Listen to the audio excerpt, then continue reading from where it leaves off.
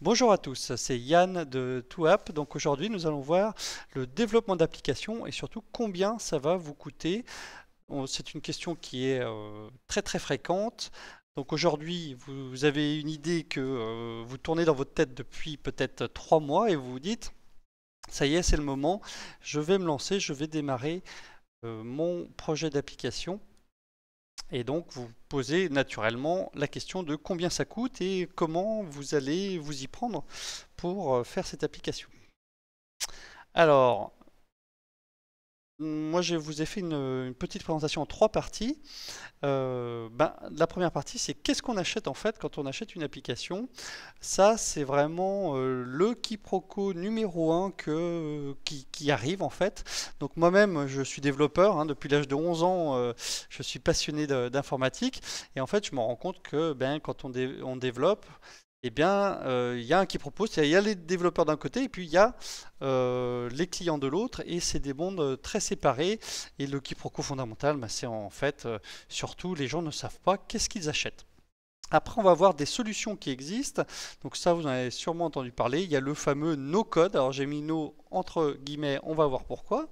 Et puis il y a le with code. Moi j'ai mis ça avec un petit sourire. En fait, on va prendre un développeur et on va le payer. Donc, allez, c'est parti. On y va. Alors, premièrement, je voudrais vous parler de, qu'est-ce qu'on achète quand on achète une application, un programme. Donc je voulais faire d'abord un petit parallèle avec les voitures. Donc les voitures, ça va parler à beaucoup de gens. Et finalement, là on va aller voir sur le site de Peugeot, par exemple, on va voir qu'il y a un logiciel, un petit site internet pour designer ce qu'on veut. Donc on va choisir déjà, est-ce qu'on veut de l'essence, est-ce qu'on veut de l'hybride et compagnie. On va pouvoir choisir la couleur, donc il y a un certain degré de customisation. Donc là on parle d'industrie, hein, donc c'est des objets qui sont fabriqués en usine. Mais on voit déjà qu'il y a un certain nombre de choses qu'on peut ici sur la droite modifier. Donc vous voyez pas bien, il y a ma petite tête, mais je vais vous les lire. Donc il y a les options ici, je vais vous les remonter comme ça vous allez pouvoir voir les options, mais on va pouvoir choisir, est-ce qu'on veut un siège chauffant et consort. Et à chaque fois, il y a un prix supplémentaire, mais ça reste des choses quand même qui sont bien cadrées. Et voilà, je voulais porter votre attention là-dessus, c'est que vous n'êtes peut-être pas passionné d'automobile, mais beaucoup de gens en ont malgré tout, et ils se posent des questions quand même. La couleur de leur voiture, est-ce qu'ils veulent la clim, est-ce qu'ils veulent 4 places, 5 places, 6 places. Ils se posent tout un tas de questions. Donc, c'est un produit qui est ultra complexe, une voiture, hein. Il y a des ABS, des airbags, des choses dont vous savez même pas que ça existe dans votre voiture. Et dans un programme, c'est pareil. Il y a tout un tas de choses et on va essayer d'aller voir comment ça se décompose. Donc, première chose dont vous avez entendu parler certainement, on va commencer par le plus simple, c'est le no-code. Donc le no-code, on va aller voir ici, voilà, on a une petite présentation d'un logiciel en no-code. Finalement, c'est ça paraît en tout cas assez facile d'accès, et toutes les démos que vous allez voir sur internet, vous allez vous dire mais c'est pas mal, regardez là, je clique sur Google Maps et je mets une Google Maps dans mon application et hop, je la mets sur les stores. Ça, c'est la première chose que vous allez vous dire. Et si on va creuser un petit peu plus, donc ici j'ai lancé une présentation, donc il y a une dame sur YouTube qui nous fait la petite présentation, et on voit en fait que le no-code entre guillemets, il y a quand même pas mal de choses à rentrer. Et pas mal de choses à définir et compagnie. Et si on va voir ici, donc j'ai pris l'exemple de Bubble. Donc on va faire un petit tour, hein, des no-codes qui existent. Voilà, c'est vraiment une introduction ici sur comment faire son application. Donc ce no-code, c'est pas mal, mais au final, on va se rendre compte que finalement, on va passer beaucoup de temps sur ce no-code. C'est pas du no-code, ça veut pas dire pas de travail. Donc on va travailler en fait énormément. Moi, je connais des gens qui sont sur Bubble d'ailleurs, et ça fait plusieurs années qu'ils travaillent sur leur logiciel, et il est toujours pas rentable d'ailleurs, et ils font toujours pas d'argent avec. Donc ça veut pas dire no-code, ça veut pas dire que vous allez pas passer énormément de temps dessus et que vous n'allez pas non plus avoir du travail commercial à faire pour faire avancer votre business. Donc ce qu'on va voir, ce que je voudrais aussi vous faire prendre conscience, c'est que il y a énormément en fait de code derrière ce no-code. C'est-à-dire qu'au bout d'un moment, si votre application devient complexe, eh ben, il va bien falloir rajouter quand même des petits bouts de code ou des choses un peu plus complexes. Et ça peut vite vous prendre énormément de temps et donc d'argent. Voilà, donc là on a un exemple, une autre plateforme qui s'appelle Make, donc qui permet d'automatiser, mais quelque part ça permet aussi de faire en quelque sorte des services, des applications. Ici on va voir qu'au début on fait des petites bulles comme ça paraît simple.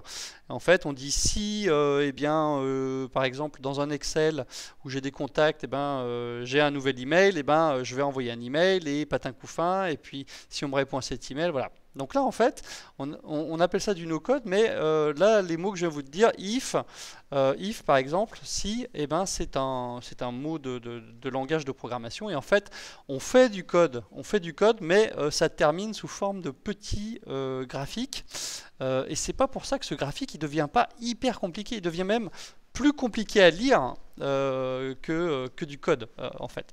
Donc voilà, ça c'était pour faire une petite présentation très rapide du no-code. Donc là ça fait déjà 5 minutes, donc on va avancer. Il y a tout un tas de plateformes, je ne vais pas aller dans le détail, mais il y a par exemple Zapier, Bubble que je viens de vous présenter, il y a Airtable, voilà, et il y a toute une galaxie. En fait, ici, si on prend, voilà, il y a toute une galaxie qui évolue en permanence. Donc, il y a des noms qui sont connus comme WordPress. WordPress, on peut considérer que ça vous permet de faire des applications dans une certaine mesure, simplement que ça ne va pas se publier sur les stores. Voilà, si on fait la différence par exemple entre un Bubble et un WordPress, finalement, application site internet, c'est un peu la même chose. C'est en train de fusionner de plus en plus ces technologies. Voilà. Donc la seule différence, voilà, en WordPress, c'est qu'on va pas publier sur les stores. Alors, on va aller faire un petit tour rapidement des prix, parce que c'est le thème du départ. Donc là, on va passer à finalement vraiment qu'est-ce que ça coûte. C'est no code, il y a une concurrence qui s'est installée, donc c'est à peu près tous les mêmes prix partout, vous allez voir, c'est à peu près 25 € par mois, mais pour ce prix-là, donc vous avez quoi? Vous avez l'interface, le studio comme on dit, qui vous permet de créer donc ce que je vous ai montré tout à l'heure, les fenêtres de votre application, et le no-code entre guillemets qui va derrière, donc toutes les interactions. Donc ça, en fait pour 25 € par mois vous avez ça, et vous avez généralement, enfin tout le temps, la possibilité de publier sur un store, donc sur le Google Store ou l'App Store, et ça c'est pour généralement 25 € par mois. Partant de là, encore une fois, vous allez vous devoir développer toutes ces parties. Donc ça va vous prendre au moins 2-3 mois à faire tout ça, sans compter qu'il va falloir que vous appreniez à utiliser la plateforme. Donc là, si ça c'est Goodbarber, si vous utilisez Goodbarber, eh bien il va falloir passer déjà un bon mois rien que pour apprendre à s'en servir. Alors, voilà, après qu'est-ce qu'on a ici? C'est Bubble, vous voyez, comme par hasard, ils sont aussi à 25 $, 25 € par mois. Donc on va pas aller dans le détail de tout ça. Maintenant, je voudrais passer avec vous à la deuxième partie de cette présentation que je vous ai promis. Donc on va regarder qu'est-ce que c'est que le WizCode. Donc ça tombe bien, on arrive à la fin de cette présentation, donc on y va. Le WizCode, eh bien, comment on va s'y prendre? Eh bien, on va aller cette fois-ci se dire, moi, j'ai pas envie de faire cette application. Donc, il y a deux solutions. Prendre un freelancer qui va faire du no-code. Donc ça, c'est pas mal parce que ça vous permet après, éventuellement, si ce freelancer ça va pas, d'en prendre un autre ou de vous-même aller faire des modifications. Si par exemple le titre de votre application ne vous plaît pas, vous allez la changer. Et ça, c'est quand même ultra puissant. Ça donne une certaine fluidité au développement. Vous pouvez switcher, changer de programmeur très très facilement. Donc ça c'est génial. Maintenant on va aller voir justement la deuxième option, c'est-à-dire qu'on se dit mais finalement notre logiciel il va être trop compliqué à faire, donc je ne peux pas faire ça en no-code ou je ne souhaite pas. Donc qu'est-ce que je vais aller faire? Je vais chercher un développeur, donc développeur Android. Donc je vais aller par exemple sur une plateforme comme Malte et je vais regarder un freelancer. Donc, Ou je peux aussi, bien sûr, m'adresser à une entreprise. Mais ça va être un peu le même principe. Ici, vous allez voir que vous avez un prix à la journée. Donc, comment est-ce qu'on fait son prix? Eh bien, alors, voilà, vous avez tout un tas de personnes certainement très qualifiées qui font de la programmation pour Android. Et vous allez voir des prix, des étoiles, des patins couffins. Mais moi, ce que je vous ai expliqué, c'est qu'est-ce que vous achetez? En fait, généralement, vous achetez des jours de développement. Et ici, il faut bien comprendre évidemment que si vous êtes à 120 €, c'est que c'est des débutants. Et ça a une importance vraiment très importante, c'est même capital le niveau du développeur, puisque en fait, si vous voulez, c'est pas la quantité qui compte dans le programme, c'est la qualité. C'est-à-dire si vous me faites un code qui va faire 2 pages et qui résout tous mes problèmes, qui fait mon application et qui n'y a pas de bug, et ben moi je suis content. Maintenant, si vous êtes débutant et que vous me faites, vous passez des mois à faire 20 pages et qu'il n'y a que des bugs, et ben c'est pas ce dont j'ai besoin. Donc on va regarder. Alors ce qu'on voit tout de suite, c'est qu'il y a une moyenne. Ici c'est une courbe de Gauss auquel on arrive. Donc généralement, si vous allez ici en dessous de 300 €, vous allez sûrement tomber sur des gens qui n'ont pas beaucoup d'expérience et du coup pas beaucoup d'étoiles. Et puis, si vous allez évidemment un peu au-dessus, vous allez voir des pros, mais c'est peut-être pas ce qu'il faut. Donc voilà un peu pour vous expliquer. Maintenant, une application, combien ça coûte? Si on passe par un développeur, c'est bien la question du départ qui a été posée. Eh bien, ici, il faut compter. Alors voilà, maintenant que vous savez un peu ce que vous achetez, il faut compter au minimum, minimum des minimums, on va dire 20 jours de développement. Donc si on part sur du 300 € par mois, alors voilà pour une petite application, 20 jours de développement.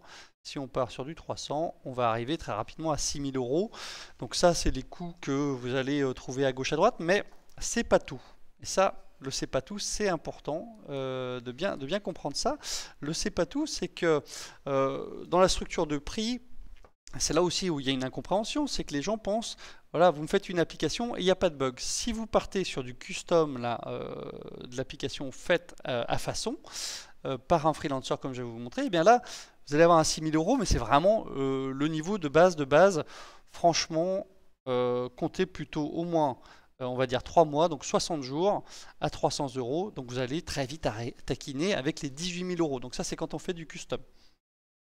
Donc voilà ce que je voulais vous présenter aujourd'hui, c'est ça, et surtout qu'après vous allez encore une fois, ça c'est les coûts directs, donc 18, on va dire 20 000 € pour arrondir, ça c'est les coûts directs, mais après il faut bien penser que vous allez avoir les mises à jour. Donc ça, les mises à jour, c'est obligatoire. Android, il y a des nouvelles versions tous les ans, tous les 12 mois, donc Android 12, 13, 14, 24, 30 000. Donc là, il faut faire des mises à jour, sinon votre logiciel, il bug. Donc ça va vous coûter au moins 2 000 € tous les ans. Et sans compter que une fois que vous avez votre application online, vous allez avoir des retours et là vous allez vous rendre compte qu'il faut changer plein de choses. Donc voilà, ça c'est pour les prix du développement, et après dans des vidéos suivantes on va aussi voir qu'il y a des coûts bien sûr pour vous commercialiser votre application, et ça coûte énormément de temps, donc ça ce sera le sujet d'une autre présentation. Maintenant on va passer à la conclusion, si vous le voulez bien, sur notre petit PowerPoint. Donc là on a vu qu'est-ce que c'est que le développement à façon, et dans la prochaine vidéo vous allez voir comment on va pouvoir payer moins cher, parce que en fait ça coûte de l'argent tout ça, il y a des coûts auxquels on ne pense pas du tout, mais moi je vais vous y faire penser, et c'est très bien d'y penser maintenant avant de faire le grand saut, parce que le développement ou les idées, les projets, une fois que vous avez commencé à les mettre en place, vous partez pour 2 ans. Voilà, vous partez pour 2 ans de votre temps. Donc déjà, vous allez devoir quelque part compter votre temps. Ça, c'est de l'argent. Et le temps éventuellement des développeurs. Donc voilà, ça ce sera la prochaine vidéo. Maintenant, pour conclure, je voudrais vous parler évidemment de nous, ce qu'on fait. Donc on aide les porteurs de projets innovants, donc d'applications, à démarrer leur projet. Et donc n'hésitez pas dans les liens en dessous de cette vidéo à aller voir les formations qu'on propose pour vous aider à réaliser vos projets. Et puis aussi dans les liens, on vous fournit un petit guide gratuit que vous pouvez télécharger avec toutes les astuces qui vont vous permettre eh bien justement d'éviter un peu tous les écueils et de maximiser les chances de réussite de votre projet. Merci d'avoir suivi cette vidéo. À très bientôt pour de nouvelles présentations sur tout ce qui est design d'application. N'hésitez pas à mettre un petit pouce si ça vous a plu ou à souscrire à ce channel. À bientôt. Au revoir.